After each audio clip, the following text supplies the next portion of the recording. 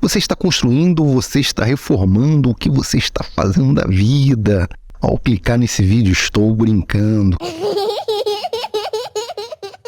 Você sabia que essa coluna para lavatório está custando quase R$100? É isso mesmo, quase R$100 uma coluna.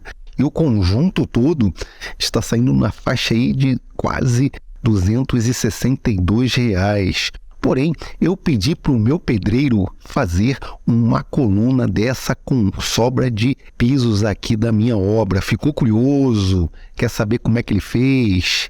Acompanhe a seguir.